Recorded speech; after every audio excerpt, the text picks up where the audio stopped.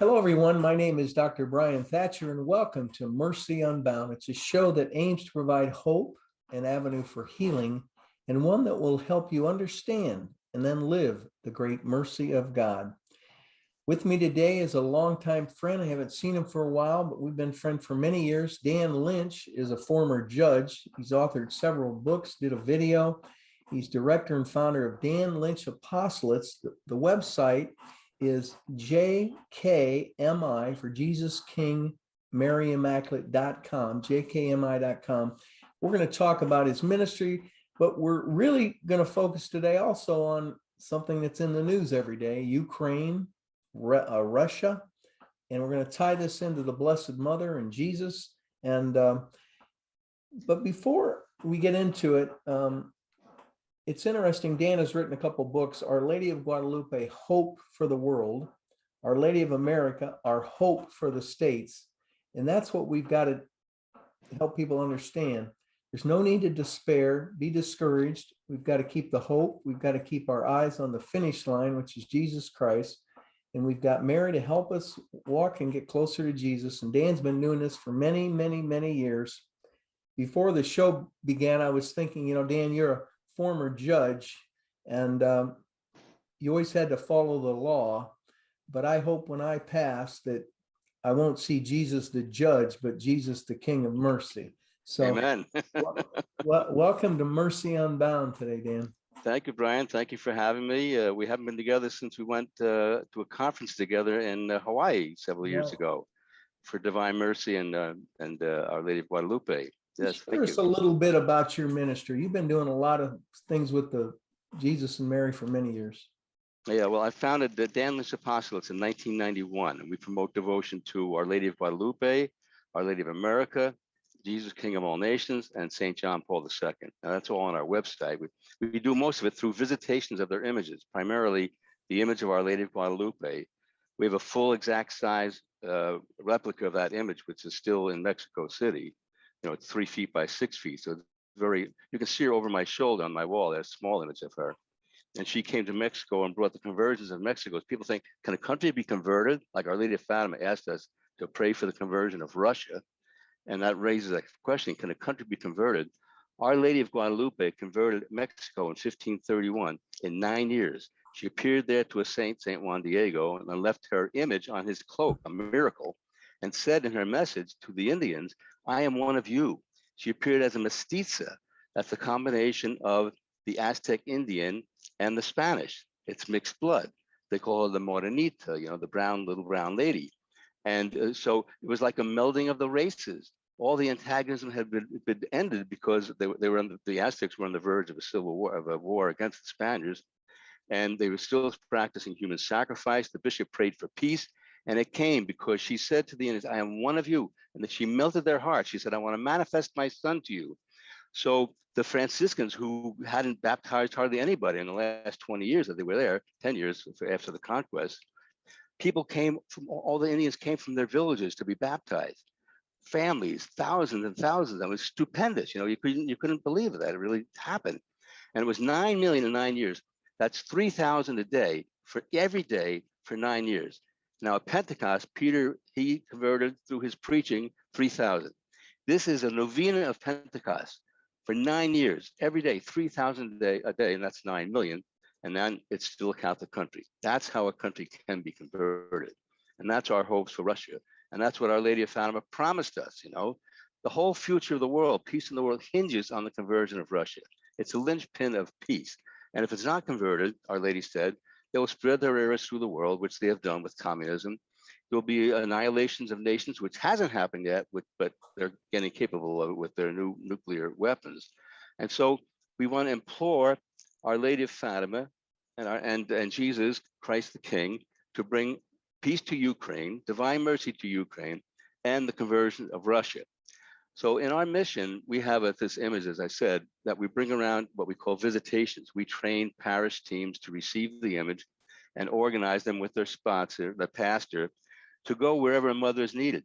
Bring this 6x3 image to nursing homes, hospitals, schools, prisons, churches, abortion centers, wherever, and miracles have abounded, signs, wonders, healings. It's been a beautiful story. It's been going, we'll celebrate our 31st anniversary of this image traveling the United States and the world this June 14th. And it's just, I call it the second greatest story ever told. And so one of the big pilgrimages we did with this image was to Russia via Fatima. We went on the 75th anniversary of the first apparition of Our Lady of Fatima. She appeared in 1917. We went there in 1992 on October 13th, the last day of her apparition, the 75th anniversary. And with the missionary image of Our Lady of Guadalupe, the full-size image, and the full-size image of Jesus, King of all nations, two huge images that led the processions through Fatima. And this is the largest airborne pilgrimage, I think, in the history of the world, especially to Russia. We organized it through Rosalie Turton, the founder of the 101 Foundation, and she chartered two jumbo 747 planes. We filled them both. We had 1,000 people that we took, led by these images and the International Pilgrim Virgin statue of Our Lady of Fatima, which we took from Fatima to Russia. Had never been to Russia, never been out of Fatima. They did try to get into Russia since 1947 without any luck. And then once the Berlin fall, we took advantage of that and brought these images and that statue to Russia. So when we got there, we didn't know what to expect. We said, well, let's go to Red Square. You know, we can pray at Red Square. So we go to Red Square, and it was all barricaded by a steel fence. That and the priest next to me said, "It's open, Dan." I said, "Let's go for it." It was all barricaded off, the whole square, and there were cops all over there, but no people inside. So we marched in their procession. I had a big, probably 6-foot cross that I led the procession with. I'll show you a picture of it if your viewers can see it here. And got to get it up there a little bit. Yeah, move there, that a little higher. There, right there. There. Now you can see me leading that. That's when I made my proclamation when I got to the end of the procession. This is the beginning of the procession. We're in Red Square. It's all empty except for us, processing on our way to St. Basil's Cathedral. And so I got out there and got a few hundred people behind me. I didn't know where I was going. So we leave it to the Spirit. And I just remember the song, Yellow Brick Road. I looked down, there was this huge yellow line. And then it flashed in my mind. I remembered that the Russians always showed off their strength with all their tanks on May 1st, okay? That was their day to show off their strength and the military might. And those lines were followed by the tank commanders. They would go down those yellow striped lines. So I said, let's follow the Yellow Brick Road. Had no idea where we were going. Processed down. I saw at the end St. Basil's Cathedral, and just before that, I saw a concrete platform. Actually, it was probably marble or something like that. And it had nine steps. It was circular. It had 9 steps, and I got to it, and I thought to myself, we're safe here. I'll run to the top and make the proclamation. So I ran up there with the images behind me. They came up to the top, and that's this picture here. As you can see, I'm at the top of that podium there, surrounded by the image of Jesus, King of all nations, and Our Lady of Guadalupe at the top of that, proclaiming Russia to be subject to Queen Mary and King Jesus. We proclaimed Jesus and Mary as King and Queen of Russia and all nations, and we claimed that we were there to claim Russia for the Immaculate Heart of Mary, as she had promised at Fatima. That was why we were there. And we prayed those prayers and left in safety from the square. And our tour bus driver said to us, that was amazing. That was a miracle. How'd you get in there? He's asking me all these questions. I just said, I followed the Spirit. And he said, do you know where you made that proclamation, that platform? He said, that is the platform from which the Russian czars used to issue their edicts to the Russian people. Proclamation by the state. I was making proclamation for God. And he said that there's a big tower next to you on the Kremlin wall that was about 100 yards away. He said that tower is Spassky Tower, which means Savior's Tower. So you were there representing our Savior, and you made that proclamation, and he said, it's a miracle. But that's how God can work. You trust him, you trust the Spirit, you don't know what you're doing, you surrender your total control, and you let go, and you let God. So that's what we did. And that was a beautiful, beautiful event. And I think it's still playing itself out now in history now, as we're begging people to turn to Our Lady of Fatima, and Christ the King to plead for mercy for Ukraine against the slaughter that's going on, the genocide, the millions of refugees. There's nothing ever happened like this in the history of the world, where innocent civilians day after day are being killed, and mass graves and fire pyres and all these threats from Putin. They get increasing every day about nuclear war. He's got what's called the Satan II missile, which can carry multiple warheads. And he says it has 6,500-mile range. He's tested it. Nobody can defend against it. He says it's defense. Nobody can stop it. We can issue it, and we can go to England. We can go to France. We can go to Germany. And every day he's coming up with these warnings and threats, and he's talking like a megalomaniac. And also physically, he's going through all kinds of strange motions and gyrations that are being caught on film. You know, he's wincing, he's walking, he's stumbling. Something's really going on in that man. I hope it's a conversion, and that he's not just going to die, that he dies converted to Jesus. But he's making these threats, but he's capable of carrying out. And we have to be mindful. You know, nuclear war is possible. That's our big threat. That's why it's the key to peace. And there was a third secret of Fatima. Everyone thinks it was a big secret that things were going to be destroyed and annihilated and everything like that. That was not it. It was not a message. It was an apparition of an angel and Our Lady of Fatima. It's an apparition that Sister Lucia, the visionary, wrote down what she saw. So it's only on one page. There's all kinds of rumors going around. It wasn't disclosed. They were hiding it. The message was just her text of her vision. What she saw was an angel with a flaming sword holding up over his right head, over the world, the whole world in danger of subjection of the flaming threat of nuclear war, and Our Lady next to him with rays coming from her immaculate heart, which made him incapable of lowering that sword. So it's a symbolic image of God's mercy going through Our Lady's immaculate heart to stop the judgment and the chastisement of Russia and the world. Oh, and that's what it really is. Let me interrupt you there. Yes.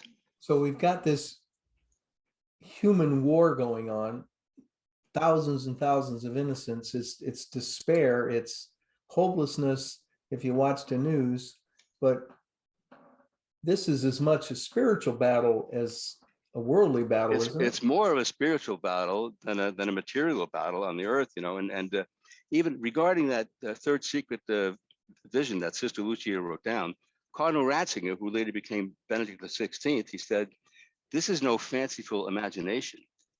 We have created our own weapons to make this all possible. We stand under a cloud, more or less, of a nuclear war." And that's what the whole third secret was about. And how do you stop that? The hope is you do what Our Lady of Fatima requested. Pray the daily rosary and practice the first Saturday devotion, whereby for 5 first Saturdays, you go to Mass and communion and confession within 8 days either way. And you say the rosary and you meditate on the rosary one mystery for 15 minutes. That's all she's asking, but it hasn't happened. And that's what we're in need of. And that's why I have a pledge on our website that people can go to at jkmi.com, Jesus King Missionary Image, and just scroll down the first page, go down the bottom of the page and sign the pledge. We are begging people to sign a pledge to do as best they are able to pray the daily rosary and practice the first Saturday devotion. And there are links there to explain to you how to do that. That's all I really asked for. That's all she asked for in 1917. And ever since then, you know, it hasn't been fulfilled. With the popes have consecrated Russia in different means, but never explicitly, and in union with all the bishops, as she's asked. Pope Francis just consecrated Russia and Ukraine in union with many of the bishops of the world, most of them probably. And sure, heaven accepts all these things. It's just never literally been done as Our Lady explicitly asked. The consecration by the Pope in union with all the bishops of the world of Russia, period. That was all she asked for. And somehow the world hasn't been able to get it together, but all these efforts have been honored by God. I want to bring in a little divine mercy here, because even Faustina in her diary talks about Russia. And she said the Lord told her, "I cannot suffer that country any longer. And that if it had not been for the prayer of souls that are pleasing to God, that whole nation would have already been reduced to nothing." So Russia's an important part here in world peace, isn't it? It's absolutely, it's the key. It's the key to world peace. It's right. The conversion, all the peace of the world depends upon the conversion of Russia.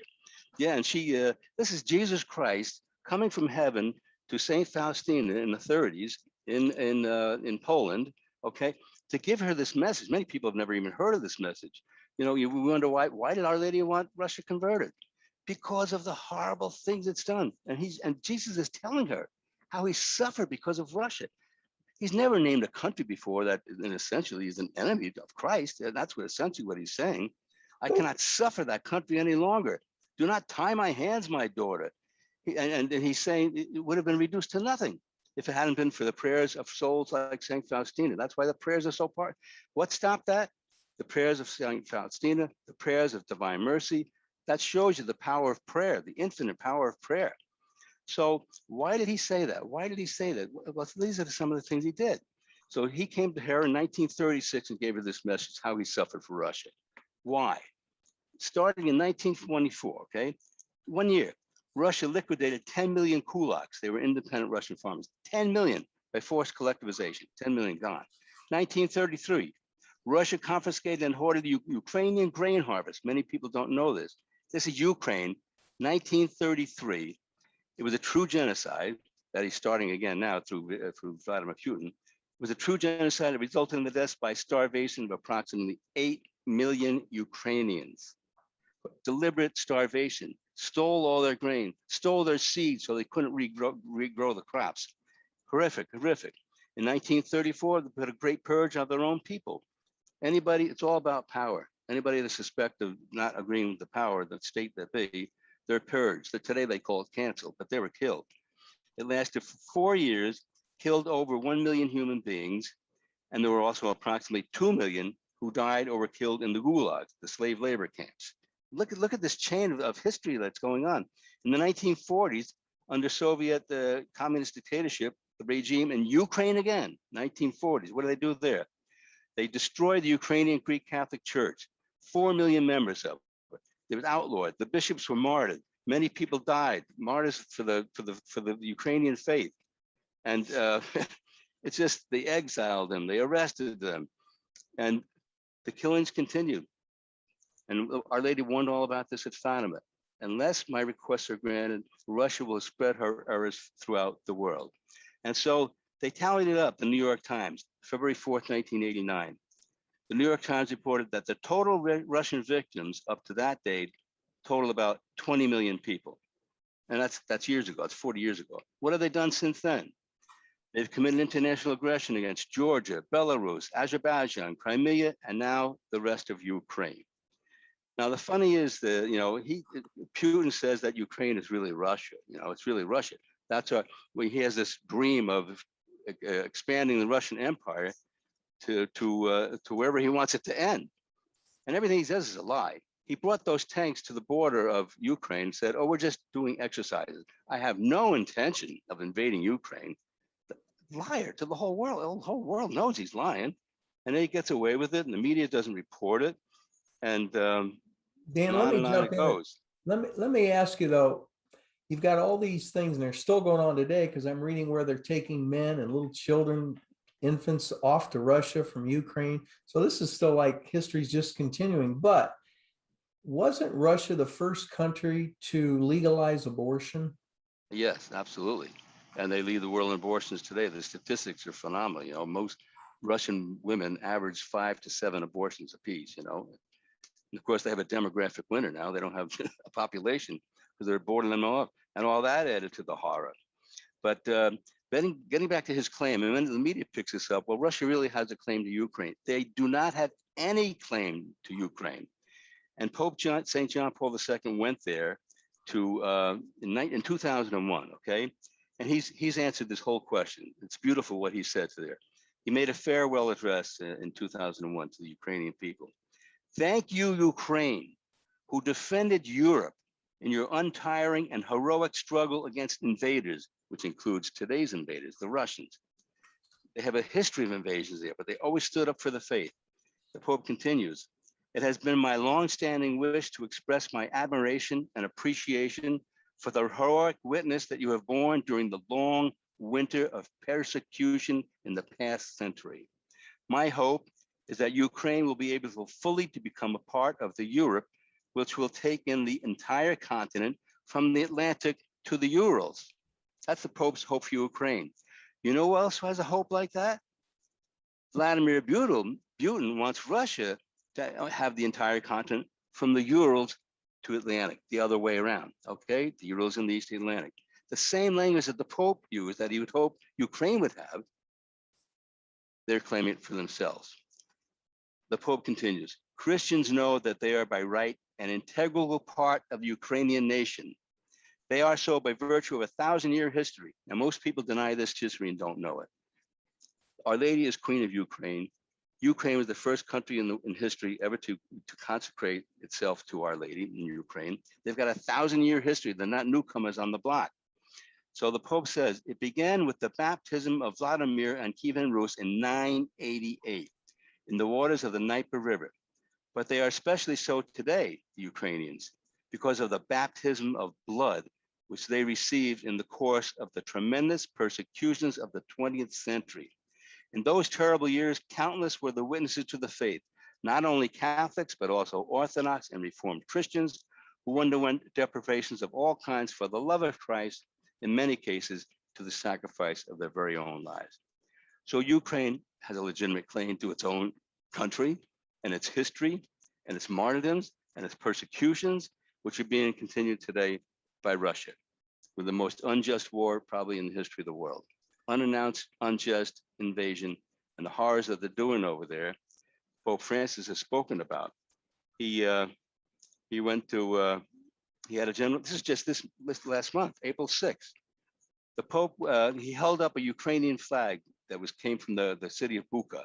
He said it's a memorial of what he called the horrific cruelties against unarmed women and children in Bucha. This is in Ukraine.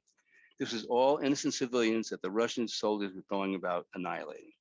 The Pope said, the blood of innocent children, civilians, cries out to heaven for an end to the atrocities of this war. Recent news about the war in Ukraine, instead of bringing relief and hope, attest to new atrocities, such as the Bucha massacre, increasingly horrific cruelties carried out even against unarmed civilians, women, and children. They are victims whose innocent blood cries out to heaven and implores an end to this unjust war. Let us silence the weapons. Let us stop sowing death and destruction. Let's not forget the people of Ukraine. So we are forgetting them, you know, it's just getting to be old things. Every day is the same thing. More people dead, more dead bodies, more mass graves. Nothing's changing, except the Ukrainian people will not surrender their country or their faith. We have new martyrs coming out every day. The cries go out to heaven, and we have to amplify those cries with our prayers. The simple prayer that Our Lady of Fatima asks for, the daily rosary, and the practice of the First Friday devotion. So And let me jump in ahead. a second. Let me ask you though, Ukrainian people are strong-willed, they're beautiful people, and they're having all this suffering. Haven't you been to Ukraine as well as Russia? No, I haven't been to Ukraine. I haven't been to Ukraine. Yes, no. But a friend of mine had. I know a friend of mine was a mystic. His name was Joseph Terelia. And curiously enough, he and I both shared the same spiritual director, Bishop Roman Danilek, a Ukrainian Catholic bishop in Toronto. And Joseph lived in Toronto. Joseph was a Ukrainian Catholic. So he invited me to his home. So I spent some time in his home with him and the bishop. And Joseph had heard about, actually, he was a survivor of the Russian Gulag. You know, they tried to freeze him to death. Yeah. And Mary protected him. And they were watching through the window how he could survive. It was ice in the room, ice air. There's nothing else at all. And they were watching him die, but he wasn't dying. He was praying to Mary. And then they finally went in. He was all warm. He survived. And he said, what'd you do? What'd you do? He said, Our Lady just hugged me and protected me. I didn't freeze. Finally, he escaped so many times and tried to escape. They just let him go. But he heard Our Lady was appearing in Ukraine. This is in the late 80s, okay, late 1980s. And by the thousands, people were seeing by the thousands. Up to the biggest count was 10,000. It went on for weeks. And so he said, I got to go. So Joseph went to the Ukraine, his old homeland, and he saw it himself. It was by a little chapel, a wooden chapel out in the woods. Thousands and thousands of people. The Russian KGB was there trying to break it up, and they would take some pictures of her. There was no message, but she was above the sky, appearing to all these thousands of people. The mother of Ukraine, watching over her children in Ukraine. And there she was. And then Joseph got a message from Our Lady. If I can find it here amongst my papers that I'm rattling around.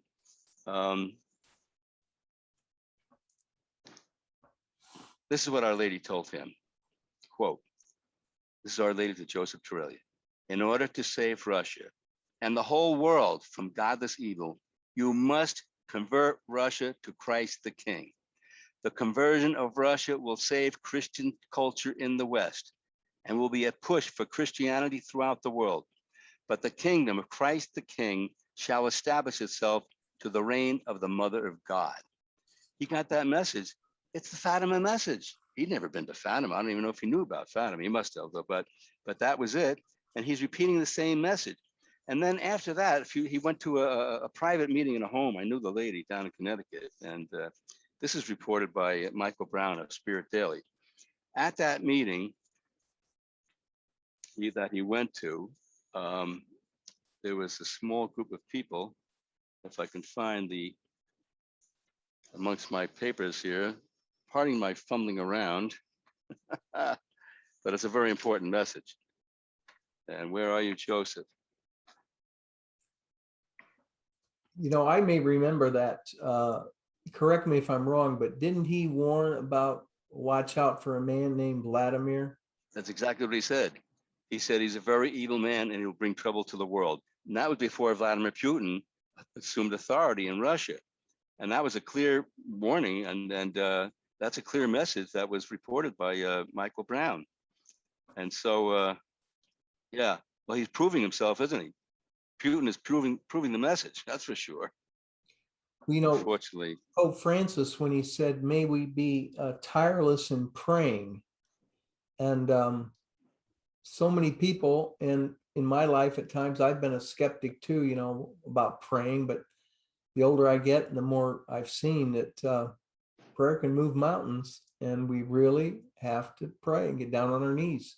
Yep. But that requires humility, and many in America don't have much of that in our materialistic society. No, we want to use human means, materialistic means, and not the means of God. Many times, when Our Lady said in apparitions, prayer and fasting can stop wars. And I just found that quote from Joseph. Yeah, this is what he said, Joseph Torelli. Watch out for Russia, and specifically a man named Vladimir. He is very evil. That's what he reported.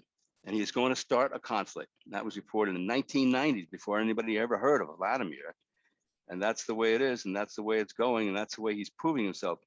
And he says, this is all disinformation, Putin says. It's fake news and fake. And then he says, you know, anybody who's in any country who's going to interfere in Ukraine, we're going to have a lightning response. You know, we're going to do unspeakable things, unheard of things, things you haven't seen. All these allusions to nuclear warfare, right? And he says, we haven't done any atrocities at all. So he'll listen to this. These are all quotes from reliable people. Ukraine Foreign Minister Dmytro Kuleba wrote, the Bucha massacre was deliberate. It was Russians' aim to eliminate as many Ukrainians as they can. You don't like that one? I got another one.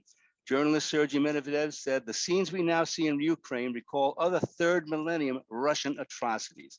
He said, looking at the photos from Irpin and Bucha, you understand that these are the same people, Russians, who torture in colonies, pre-trial detention centers during interrogations, the same hands tied behind their backs, the same culture of violence and impunity. This is Russia. This is the norm. Then President Zelensky, he went to, he said he detailed the war's alleged atrocities in a speech to the United Nations Security Council. He said, Russian forces killed entire families, adults and children, and they tried to burn the bodies. Civilians were crushed by tanks, while sitting in their cars in the middle of the road, just for their fun of it, just for their pleasure. They cut limbs, slashed their throats. Women were raped and killed in front of their children. On and on it goes. We have a former Defense Intelligence Agency officer in America. He said, it is absolutely not an accident that the Russians are fighting this way. This is 100% intentional. It's not a lack of military discipline. This is Russia. This is the Russia we don't read about and know about, with all the, and it's not the Russian people. It's the Russian state. Mary's not pleading for the conversion of each and every individual Russian being. There are many Christians in Russia. She's pleading for the conversion of the state operatives who bring on these horrors to the world, for their conversion of heart. She's concerned about their souls as well. And hopefully Again, I that want will to get come. back to something though, because I think we got to get focused back on the solution. We know we got the problem. Yes. We have to get back to the solution. You mentioned praying the rosary, and Every day, every day. not just occasionally. Yeah. Well, it's like the joke, you know, the Blessed Mother says, pray the rosary. I haven't heard from you in decades. You know? Oh, that's a cute one. Huh? But the other thing you mentioned about the first Saturday devotions, there may be Yes. people watching this show that don't know what that is. So explain to us the first Saturday devotion. These are the two things that Our Lady asked of us at Fatima. She asked the Pope to do the consecration of Russia. For us, she asked only these two things: pray the daily rosary. Everybody knows that's familiar with that. And practice the first Saturday devotion. The first Saturday devotion is, as she asked for us, for 5 first Saturdays in a row, not just any 5 Saturdays. It has to be the first Saturday of the month in a row for 5 months. On each of those days, go to church, Mass, and receive communion with confession 8 days either way of that day. Pray the daily rosary that day, and sit and meditate on one of the mysteries in addition to the daily rosary. Meditate.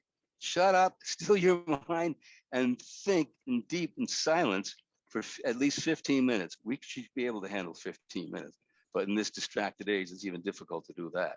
So it's a sacrifice to do that for a lot of people. They're so fidgety. Where's my phone and everything like that? Sit. And what does God say? Be still and know that I am God. Well, Dan, if people want to go to your website, they can find the sign a petition, the pledge to pray for Ukraine and the conversion of Russia. Just go to the homepage, jkmi, Jesus King Mary Immaculate.com. You'll see the homepage. Scroll down the bottom. There's a picture in there, and it's a pledge. And it says sign the pledge. You hit that, and then you go to the pledge page, which is the pledge. It's not everybody can do it. It's not mandatory. If you miss something, you're not going to get chastised by God.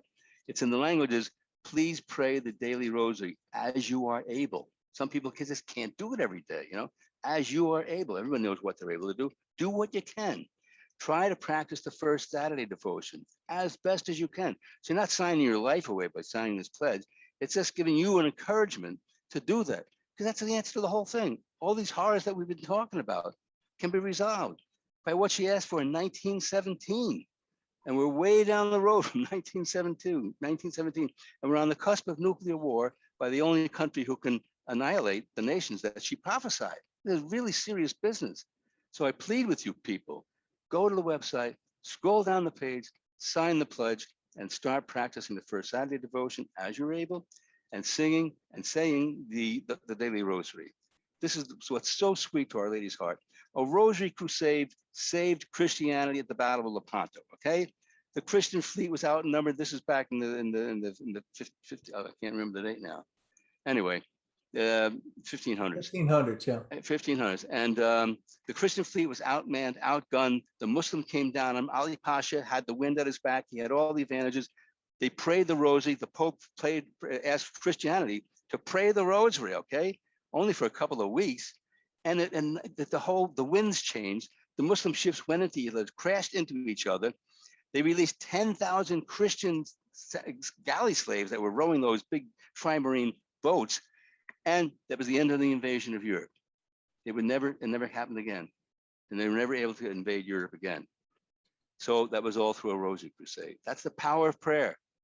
They destroyed themselves. The Christian fleet didn't have to do anything except retrieve their prisoners. Well, I think the answer, as you said, is the Blessed Mother who always takes us to Jesus, and Jesus is the answer. And I'm thinking of the quote in the diary. Jesus said, mankind will not have peace until it learns to trust in his mercy. And Yes. it's the Christian faith that's going to save us through this, in this battle, which is a spiritual battle. And if you don't accept my mercy, I will be forced to use my justice. Justice and chastisements are God's last word. It's not an act of meanness or punishment. It's punishment to wake people up. If the mercy doesn't get you, the chastisement is also the salvation of your soul. So let us plead for mercy for Ukraine and peace on earth, goodwill to men. Amen. Well, Amen. Dan, I want to thank you, Judge Dan Lynch. I want to thank you for joining me today on Mercy Unbound. You've been spreading the love of the Blessed Mother for mankind for many, many years, and Jesus, and keep up the great work. And I hope to see you back on Mercy Unbound. I'll be back. And hello and goodbye to all our visual listeners out there and Mercy Unbound land. Keep watching The Good Dr. Brian. He's a good one. Thank you, Dan. Take it from me. God bless you all. Okay, bye-bye. Bye-bye. Please subscribe to our YouTube channel for the video portion.